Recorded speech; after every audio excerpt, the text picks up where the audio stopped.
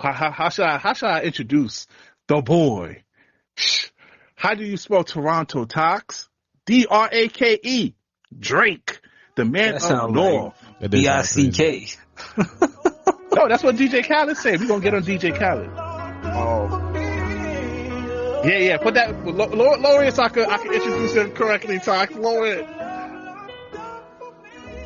The man up north. They try to downplay him. They called him a pedophile. PDF. They called him a white boy, Rick Ross. They said he wasn't part of the culture. Damaris. Shout out to you, Damaris. I love you, baby. Baby D. They said that he what they said he couldn't sell over 400 copies. They say he wasn't going over 250. Over 250. They said that he's washed. There's nothing left. He's done. He's finito. They boom bop wop wop all around the world, Slick. On May 15th, the man from the north, the king of the north, dropped 3 albums. ICEMAN, Habibi, Maid of Honor, and now, as we record this today, has become the rapper with the most #1 albums.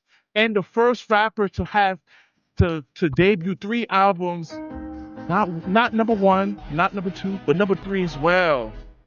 The boy, Mr. Do Right and Kill Everything, Iceman himself, Drizzy Drake Rogers.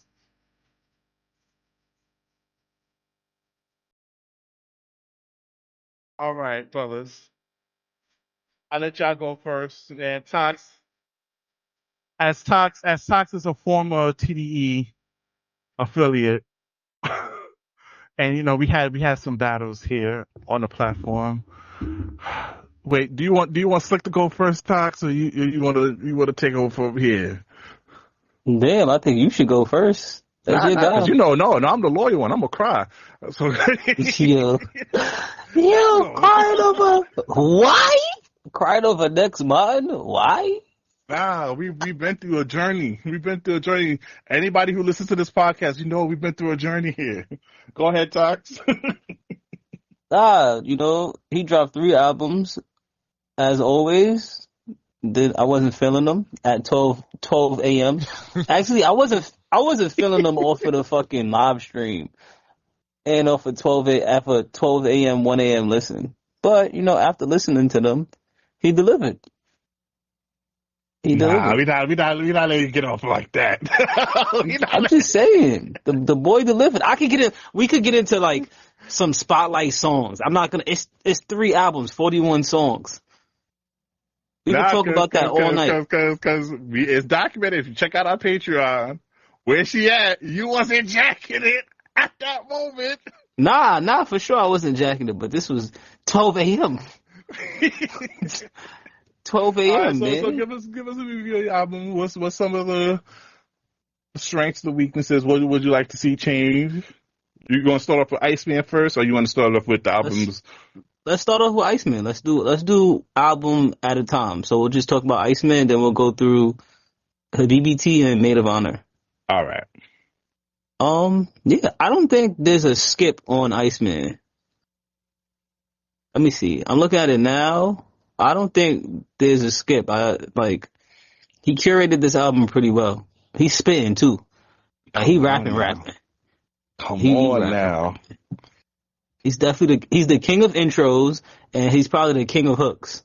Like, he don't miss on a chorus or a hook. So, he did his thing on this album. Some standout songs I could tell you. Make Them Cry. The Make Them series, that's like the timestamps in themselves. Make Them Cry, Make Them Pay, Make Them Remember, and then Make Them Know. That's a fire series in itself. And then in between, everybody going crazy for Janice. That shit is gonna go wild. Shebang. Running Bridges. Yeah, shit. The only skip might be Bees on the Table for me. Really? Like, I got to be in the mood. Like, I kind of don't want to hear 21. Like, I feel like that should have been on. They wanted it to be on Her Loss, but it probably fit better here. Like, You I know feel like they what? recorded that before. I don't want to take Slick's criticism, one criticism that we talked about.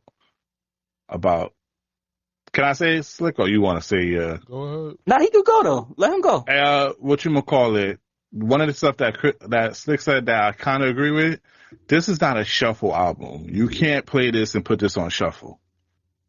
If you because Bees on the Table is perfect after National Treasure because it leads into National Treasure leads into Bees on the Table, so it's like a continuous song basically. So it sounds good coming off of National Treasure. I can see your point of not listening to Bees on the Table if I'm listening to Janet Shut the Fuck Up and then it goes to Bees on the Table. That's just a weird mix. And even like Whisper My Name, Dust goes into Whisper My Name very well, the beat change, and then Whisper My Name goes great to Janice as well. This is not a good shift album. This is not a good put on a shuffle album, which is not a bad thing because I don't think people who create albums attend people to put their shit on shuffle. Yeah, I haven't That's just shuffled my it thought. yet. It doesn't work. Yeah. It doesn't work. Yeah, but Slick, go ahead. What's your on Iceman? All right. So off stream, I think if you listened to the Patreon, you felt like the energy. We were really at a high, kind of off the opening of the album. Well, at least me and Bree was. Sox was like, nah, fuck this shit ass. And then on the wake up, Iceman, it just in the good headphones, it hits. It hits. Like, the bars are there, the punchlines are there. You hear the subtleties, the double and triple entendres. Production is really crisp. The songs that I was like, I can't stand on the stream, like the Little Birdie and all that, like, it sounds really great in headphones. Sonically, Janice goes up, ran to Atlanta, sounds so much better in the context of the album with, you can really enjoy it with crisp and proper sound.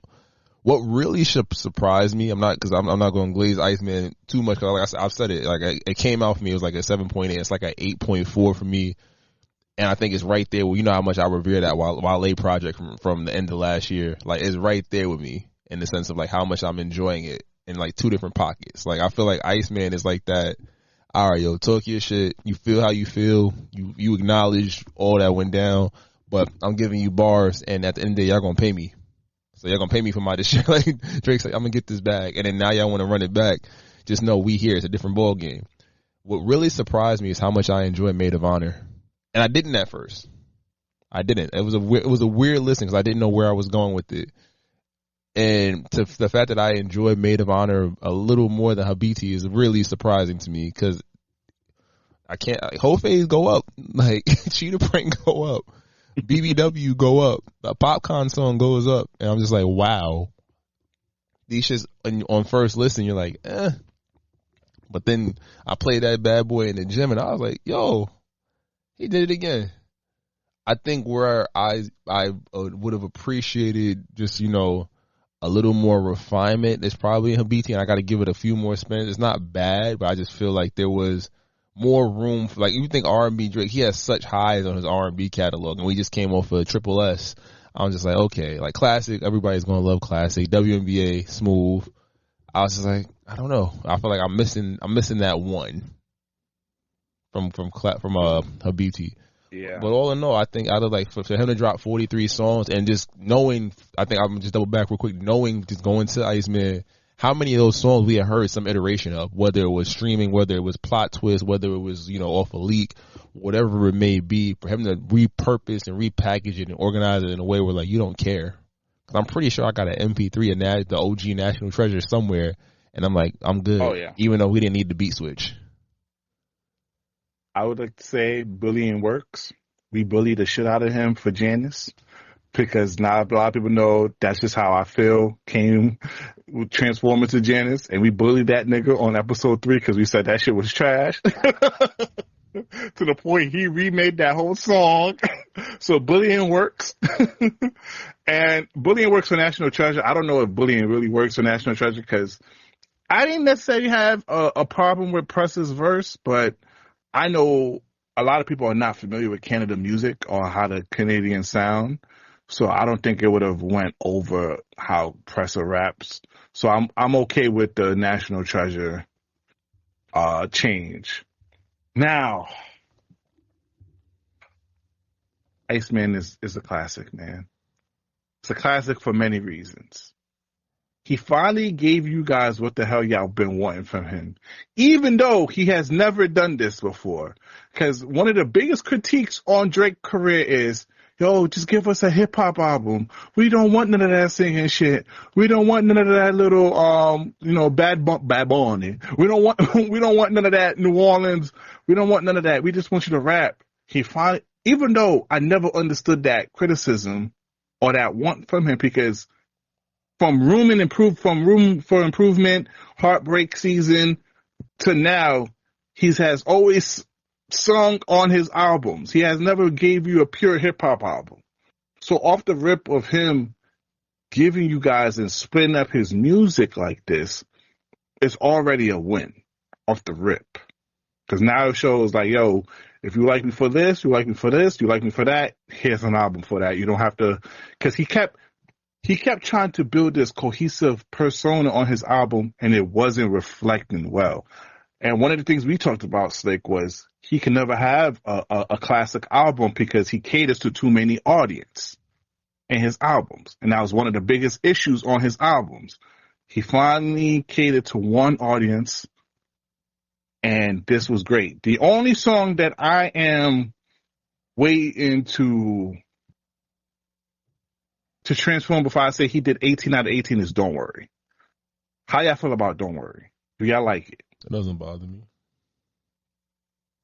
Tox, what about you? Do you like Don't Worry? Is the melodic one towards the end? I gotta go back to it, but there's no songs I don't like on the album. All right. So since we're staying with Iceman, now we're going to go to the criticism. Now, what's your thoughts about Ebro saying he didn't dig too deep and it's not deep enough? He ain't do enough reflection. He ain't address. And then you have some people still think he do victim raps. What's some of the critiques that I hear from the hip hop journalist world? What's your thoughts about that? If a nigga told me to die slowly, I think I would probably find everything negative to say about him too if I had a platform. I mean, is the music good or no? Like, that's it. Like, is the music good or no? Do you like the music or no? If you like the music, just what he say? Shut the fuck up, Janice. But a lot of people came out and said it was bad. He wasn't digging deep enough. He didn't show true reflection. If we're being honest, and if we're going to be honest, Drake is in one of those spaces where it's like LeBron James. Not to make I know he said 23 and me, we not the same, but if you have your opinion of him already, it's not much you could do that's going to change your opinion. You know what I did? My testament for Drake, I feel like he's really spit. I'll send this on to a certain person who considers them I consider it like a hip hop aficionado, like historian, purist. And if I get the thumbs up, I'm like, all right, he good. If I get the thumbs down, I like, all right, he wildin'. And he gave the thumbs up. He's like, I'm almost a fan until I heard that other shit, that shit. And I was like, damn, I told you not to play that. But you feel me? Like, there's not. What did you want him to do? I think what we also have to understand as fans of any artist is that we have enough music. We think about guys that have 4 or 5 albums in the tuck, 1 to 2 decades in the game. We have more than enough evidence and context of who they are as a songwriter, a person, a lyricist, all these different things. You know how far they gonna go. Drake went in his bag and was talking about, nigga, you broke. One thing, you might out-rap me, but you not out-earn me. He was a bitch-ass nigga. You won't stay a bitch. And I'm throwing, you talk about sneak dissing. I want everybody to look at now I'm pulling the veil back just enough. It's still a sneak diss, but people can figure it out. Now you feel stupid. Cause when did I really date her? Right? Yeah. And I think that's the part where it's like, if you already made up your mind that you don't fuck with him, it's over. Or if you made up your mind that no matter what he does, I'm going to compare it to, say, Dot, who, again, when you look at the lineage of, like, again, going back to basketball, he's a different player than Drake. We know we getting with Dot. You're going to get some real introspective, real deep, real witty, very well-structured bars.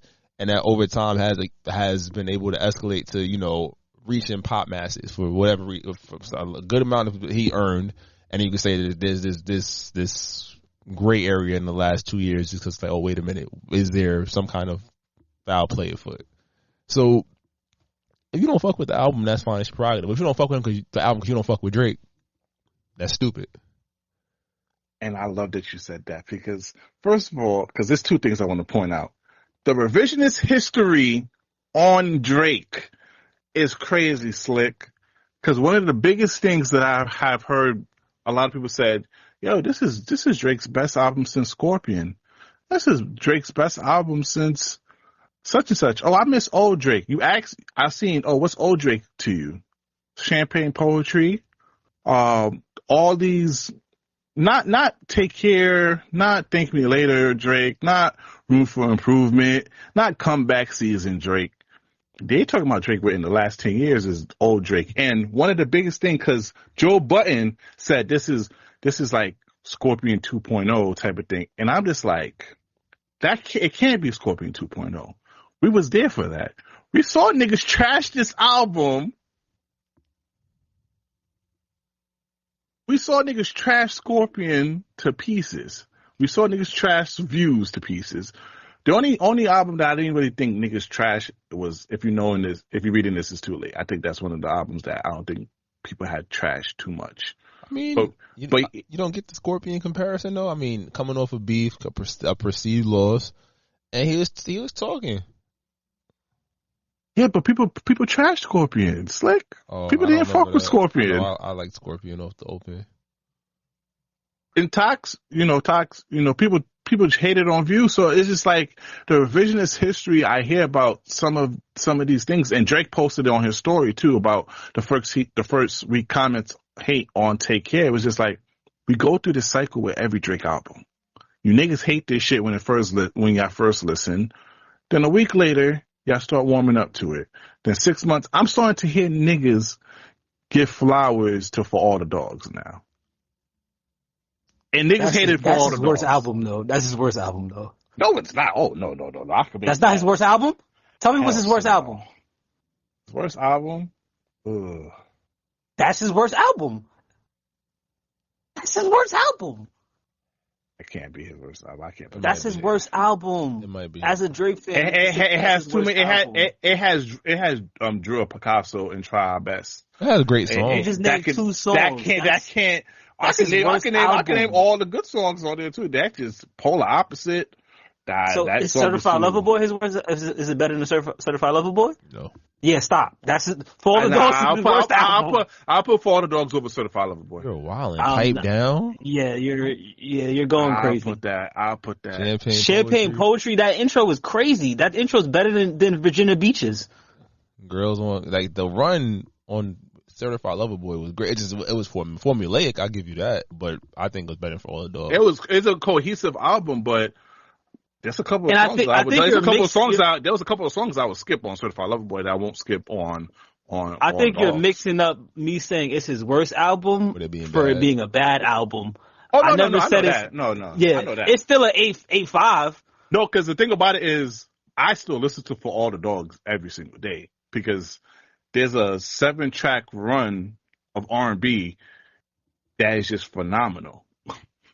When he goes from Dogs Will Be Dogs, and then he goes to Try Our Best, to Polar Opposite, to Drew Picasso, that nigga was heartbroken. I own it. Like, that's a heartbreak album for real. That's what Certified Lover Boy should have been because, like, I'm over here saying, what? And then even go to Calling For You. I hated Calling For You, Slick. I said that when it came out. I told you. That shit is heat.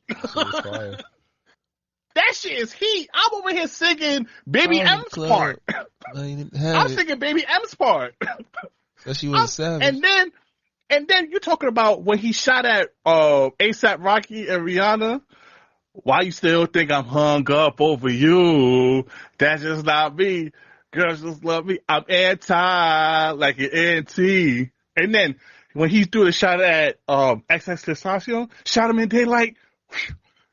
I ain't gonna lie, For All the Dogs. My preference. I'm sorry. I still listen to For All the Dogs. Had the wildest delivery. I think that that didn't sound like what we had heard from Drake. It was so different. It was too different at a point at the first consumption of the music.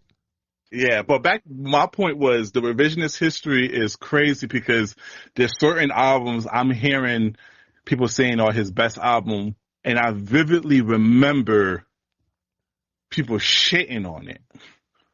So that was my point of the hate now, because it's like, it's funny to me when I see people bigging up Scorpion Slick, because it's like Scorpion wasn't highly regarded at all. Like, it had a lot of hits on it, but a lot of people didn't like Scorpion. Niggas hated him for doing that double disc, and for people to sit here and be like, "Oh yeah, this is Scorpion," that was my only stuff about it. But back to your criticism on hip hop journalism needs to go through a revolution. The people who are in lead of hip hop journalism has too much personal. It's too personal now. Their feelings get Going butthurt. from Ebro to Elliot Wilson. I saw Elliot Wilson Slick at midnight before they hit 1 a.m. said that album was trash. Only make them cry was good. Next, still dot error. He didn't even digest the song yet. He didn't even digest the album. I mean, and he already was saying only one song on that album was good. And this is supposed to be one of the leading faces of hip hop journalism. And I have respect for Elliot because of the source and what he has done, especially for New York hip hop and all the people that he has interviewed. Where are we supposed to go with that, Slick? People don't read anymore, so they don't really serve a purpose. I'm sorry to say it like that, but if you really think about the grand scheme, and this might be a hot take, I'm not trying to say there's no space for hip hop journalism, but I'm saying that the view on the art form and from a critical mass perception is that these niggas don't. I'm not reading an Elliot Wilson review. I don't give a fuck. But that's crazy because he's one of the leading faces of hip hop journalism. Because who he was and how he built his platform. But again, if I'm thinking about if we even said we've even devalued the Grammys, right? So it's like really what you got to live with is how the music made you feel. An accolade that's voted on by your peers, it doesn't matter. If we take it Not Like Us again, had a great moment, some of us enjoyed it, and it's like, oh, now these niggas is dick around, they wilding with it. Do I play the song anymore? No. It's like, I don't care what niggas say. This is the greatest diss song ever. It's good. It's up there. It's definitely top 3, but it's also like, all right, y'all, that nigga. Why is it top 3? It's not like it was organic, in my opinion. It started out organic, and then they OD'd to the point where it's like, yo, if you have half a brain cell, you can see what they did. So facts, I agree. So that's why I'm like, I'm not taking it personal when certain people say, like, I think it's interesting because I'm like, all right, cool, this person said this song is trash, and I heard it, and I'm like, oh, I like it. This is interesting, or maybe I can see why you wouldn't like this song, but then in the context of the album, it works.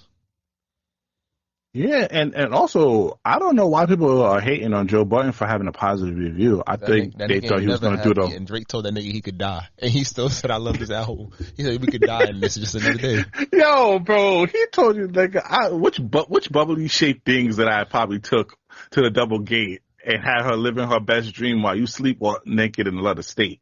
And even if you die, it's just going to be a lot of day. This nigga was barring niggas up, Slick. So let's get into let's get into some good lines. I don't know what lines y'all have. He was throwing shots at a lot of people, Slick. What is your thoughts about the Jay-Z shot? Because on Whisper My Name, he said, you niggas be hitting shit, be hitting the net for some love, you're a tennis ball. I take $500K down to dinner, I could never learn shit from none of y'all. I think it's how he's claiming everything that people have said. He's pretty much subtly confirming everything that we've all said behind closed doors, what it seemed, what it could be. Who are the tastemakers? Who's putting out the hits? Who's running the plays? Like, all right, cool. This is what y'all doing. So now I'm throwing it out there. What you want to do? And we know Hov is going to drop. We know Hov is going to say he's going to bar him up in Yankee Stadium. We know what's coming. This is like the, no new friends. We've been beefing silently. We've been on each other's albums, beefing with each other for the last 15 years. Now we about to go at it. That Drake, right, that Jay-Z featuring Keisha and Dot record going to be stupid. With the Weeknd on the hook, it's going to be stupid. All right, so let's go into Make Them Pay. I'm gonna go through some of the best lyrics over here. Y'all let me know how y'all feel. What was your thoughts about the shot that he took at Rick Ross and DJ Khaled from Dog, I was Aiden Ross's stream before Aiden Ross have ever streamed. And Khaled, you know what I mean. The beef was fully live. You went halal and got on your dean. And your people still waiting for a free Palestine, but apparently everything ain't black and white and red and green. I'm seeing everyone's true color for real. I'm sensing a theme. Oh my God. I didn't think DJ Khaled deserved What Khaled that said in much the of middle a of the beef, bar, what though. Khaled said, I got 2 Drake records. No, you don't. You ain't say nothing. You ain't come to my It ear. must be Drake Bell. And I applaud this. And a lot of people was mad that he took a shot at DJ Khaled, but a lot of people don't understand how does that look. Granted, I understand DJ Khaled part of, mutuals are fighting. I don't want to be a part of it. But DJ Khaled, you look weird after the smoke clears to come and use him as promotion for your album after you didn't speak up for him. And I don't think he understands that. That was weird because it's Slick. It's not like he did a random story, Slick, saying like, "Oh, I got two Drake albums." He ain't say that, Slick. That nigga made a whole theater production trailer with, you know what he did, Slick? Remember that? He had a briefcase with the 2 Drake songs that he was making in his album trailer. You don't do that after you stay quiet after you see me getting jumped. You feel me? That's something that you just don't do. You can't see that and then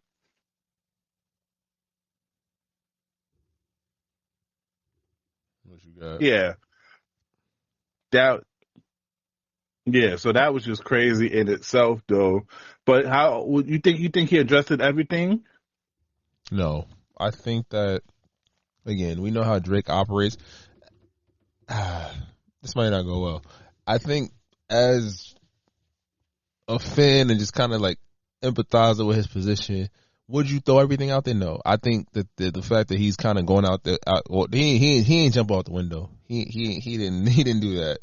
But he laid the ground for what it is and showed like, all right, cool. Yes, y'all was telling me to dig deeper. Here I go. I'm saying all the shit y'all want to say, but I haven't said it all. But I'm telling you where we at right now because I think he has leverage. He's either gonna get the money, get the buyout and call it a day from the lawsuit, or he's gonna sign a new deal and then drop what he got to drop. But I feel like this is one of those things we got to watch his next move. What's he saying? We know we're gonna get scary hours for. What's he saying? How's he moving? Yep. Is this the Conductor project? They talking about he got possibly has projects in the tuck. What energy are we getting? What if Dot says something on his next album? How does he respond? So that's what's saying too, because they're saying Dot might have an album late August, which Dot isn't. I think this is a great strategy by Drake because he puts Dot in an interesting position now, where if you do release an album or new music, or because it leaves the ball on his court, he has the opportunity to move past his beef and just take what you see what Pusha T has been doing since 2018, right? Mm-hmm. Pusha T, he won, and he has not really looked back at Drake. Every time Drake keeps trying to poke him for a round 2, Pusha T kind of ignores him. He throws a little shot here and there, but he doesn't really engage with what happened between him. I feel like that's the first time I ever heard you say Pusha T won. No, he didn't win though. He didn't win. But that's just what the perception on public perception. Now, Kendrick Lamar has that opportunity to do the same thing where you're quote unquote the victor. If you engage back with Drake or you throw shots again, that's going to lead to more negative than positive. I think the best route for him is just to move forward. You got the dub, ignore Drake. Because now, if Drake continued to shoot at you, Drake could the bitter narrative or the sore loser narrative continues to follow Drake. But if you do respond and try to make a whole album like he did, of firing at people, any success from now on from your career is going to be attributed to Drake. So it's interesting because not a lot of people knew this about ICEMAN because ICEMAN really left the ball in his court where. What you care about? Do you really care about being the biggest hater, or do you want to continue with your career? Because if you do shoot back at this nigga, you can't hide no more. We saw what happened when you hide for 2 years now. Shit look lackluster. Can't say that. GNX was a good project. You can't do that. It wasn't no damn good project. It was a good project. We not doing that. That shit was a 4G. No, I know he said skip, mid, skip, but GNX was a good project. We can't do that. I'm not gonna. I will say it was enjoyable records on GNX. Kendrick was rapping his ass off. But again, it's an ICEMAN episode. But I'm like, you can't do that. That shit was mid, skip. He said it right. My boy said it right. Shout out to him. I know you, during the stream, you loved Too Hard for the Radio. Did you like what he was doing and the shots that he was throwing in there? I think that, pardon me, I'm eating popcorners, but I think there's nothing wrong with it because, y'all tried to, y'all knocked me off and the chart suffered. Kendrick was at the top and there was nobody else, right? Mm-hmm. In terms of like black music for me, which is always number one, we were saved by some great R&B records. Chris and Kehlani and other people were very, Bruno, even, he not black, but Bruno, timely, really timely records. Shout out to you. Kehlani album, still slap. Another, it was definitely in my, we at the midpoint in the year, it's in my top 10. It's not going to leave my top 10. But I just feel like, Drake did his thing. What can you say? And now it's just a matter of, all right, what's next? Is he getting this $3 billion? I know Tox that he ain't rocking with bees on the table. I've been playing that in the morning. Because you want bees on the table. You want that. Bees on the table. And they're saying that he's trying to go for 5. I got to double that, triple that. Fuck where the bitches at. Like, what? Run it up. Facts. And then also, I just think this album is just great, man. He listens to the fans. Plot twist. You love plot twist. Niggas been begging him because, the usual thing for Drake is if any song gets leaked, he usually doesn't release them. If it gets leaked, it's there. You're just going to have to download it from the internet. It's probably not going to be on a streaming platform unless years from now he makes a lot of, what's that with that little tape series? Oh, Dark Lane demo tapes, the care package. Oh, the care package. That's the only time he ever released some unreleased tracks. So he listens to niggas with plot twists, which I'm happy about because I was like, I've been wanting plot twists for 2 years now, so I'm happy that he gave us that. But it lends to to that theory of just like all right, I'm gonna give them something quality, but it's not my best work. It's not where I'm feeling like, I feel like there's another bomb somewhere. Yeah, and I think he pretty got deep. This is one of the best rappings I ever heard Drake, especially bar, and there's been layers. Like the Taz Angel line, Slick. I didn't even know he was on a shot at TDE with that. How? Because it was so random. It was so random when he said, "Yo, what happened to Taz Angel?" Because I ain't gonna lie, Slick. I last year too, I was looking at what happened to Taz Angel because I love me AB. You feel me? I love AB. Shout out to you, boo boo. If you need a sponsor, you feel me? I was randomly looking at Taz and I saw Cat still making videos, but I was like, I'm like, whatever. I ain't thinking too much of it when I'm listening to the song. Apparently, one of the former Taz Angels, Ashley, was dating Top Dog and accused him of abuse. So him even mentioning that was just like a callback on the whole Drake shit. Even when he said, take the AK out of Drake, it was just like he's just addressing the hypocrisy, just the criticism of like you guys got so much to say about me, but you can't. It's shaky. You can't be out here wilding. Yeah, like there's 2 active cases against TDE right now that nobody in hip hop is talking about for real. And this is like, he didn't leave no bar at waste. You could tell he really took his time. And one of the bars that he said, like, yo, leaving me in seclusion was the worst thing that y'all can ever do. And I was like, you know what? That is 100% fact. And this is where I agree with people about the battle was maybe Drake needed this reality check. And I could see how people would say like the last few albums, maybe because he was such in a rush to like fulfill the contract and try to re-up for more money that he wasn't really putting his soul and heart into the music. Even though you know, we did get some good songs from him in some of the albums. It wasn't probably, you know, what people wanted it to be. And I think what happened to him and his beef woke him up, and he was like, nah, I need to because these are the raps in this shit, Slick. Literally, probably every line has something in it. This is one of the best rapping albums of Drake that I have ever heard.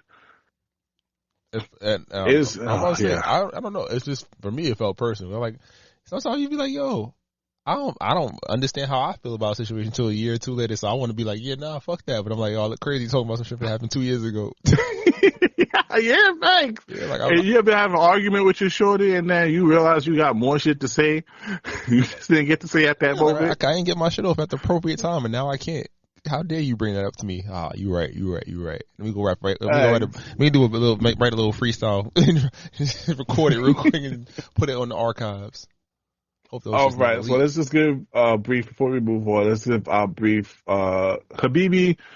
Man, Habibi is hard for me to get into because some of the best R&B that Drake has released was on some sexy songs. He set the bar too high. And he set the bar very high. So I think that this is where it really shined that he didn't give a fuck. Not say he didn't give a fuck, but it was like, this is not the music I'm trying to, like, this is not the R&B Drake I needed. And there's a couple of songs on it that's fire. Classic, WNBA. Yeah.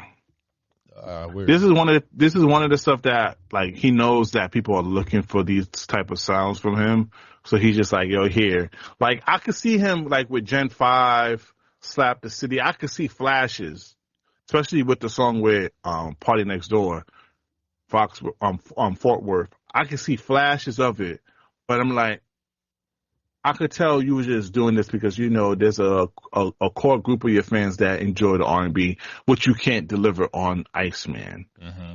I appreciated the because it fucks up the whole mission.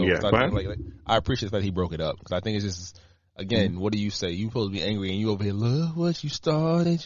They wanna party, like party. You're not dropping that, and you know that's a good ass record. Like, so it's like, yo, I'm just give y'all these albums or these playlists, whatever you want to consider them to be. And it's like, do what you do. Because, again, I think we've had some great R&B albums.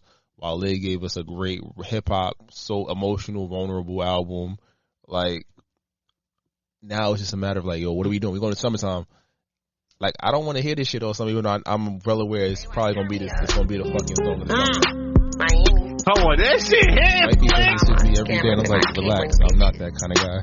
Slick. No, she said that too, and I told her, nah, you wildin'. But, I mean, I guess. Oh, wait, wifey said that? She said that. She's been sending me videos of niggas turning up to it. I was just looking at her like, yo, this not real. It's not a real thing. But Slick, I came here last week, the last episode. And I said it's because y'all from the same island. That's why I don't believe y'all. I'm not jacking that. We're not doing this. Not when the Iceman drop, bro. We not. Shout out to to Carisha. We know. We heard about the pee and the poop, but we know you do your thing. But I'm just like, come on, like, what? I'm sorry, and I get it. That's been like, I get it. I hear it because I'm a little inebriated right now, so that's why I might be wilding. But you're going to hear it. So you're going to hear it at places. What? Well, my scat. But back to the review real quick. Maid of Honor. I think Maid of Honor was just him flexing his Maid of Honor versatility. It's the one. And just the different. But Slick, we got to appreciate the artistry in that album. The different sounds from different places in the world. I'm talking about not from state to state, from world to world. Can I put, he delivered. Let me go back. I'm sorry to cut you off. Can we got to play, let's just, in honor. Go ahead. Upload it. My bad. You can go back to Maid of Honor now. Oh, man. That's fire. But the Maid of Honor, I just want to, people don't understand how hard it is to take different sounds because he doesn't sound foreign on these sounds. You know how you could take certain rappers and put them on certain type of beats and they just sound like, nigga, that's not you. You feel me? You don't get that from Maid of Honor. He sounds like he's been a part of that movement for a minute. And one thing that Drake doesn't get enough credit for is just him putting on different artists. He is putting on different artists from different places. Iconic Savvy's been doing her thing on the underground Chicago scene. It's just New Orleans flavor Florida, fucking Afro, even the song with Popcorn is fire. To the UK, he got himself a Brooklyn Ice Spice Slick. If I may, Shit. NBA niggas, if y'all friends with Drake, be careful because that nigga was shooting. Oh yeah, we haven't talked about the LeBron shit. Yeah, nah. Shout out Chromos. Oh yeah, LeBron. We already broke down. LeBron, you wrong. You know what you did. Yeah, we not even gonna break that down even more because it still look weird on what you did, brother. I can't even I don't know. cap for you, but we gonna just he got his shots off. Like both of them did apparently, but we're gonna just slide over real quick. We're going back to a little maid of honor. Here you go. His amazing shape. Drake, he got some sounds, man. He gave us what we needed. There's something for everybody on these projects, is what I appreciate. Facts. I think 3 of them albums, and then the acronyms is him too, which I'm gonna name the podcast. It's just Drake, you the greatest, man. I don't care what no one said. I stuck down, bro. And then you showed love to that father and daughter and son, because it was his son in the back. Don't forget Ack. Ack got his chain. I need my chain, nigga.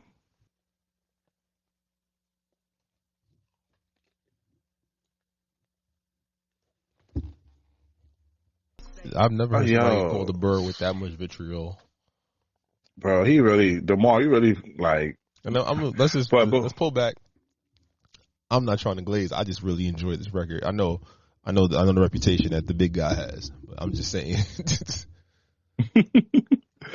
Come on now. But last, before you get to the other topics, the J. Cole address. What was your thoughts about that?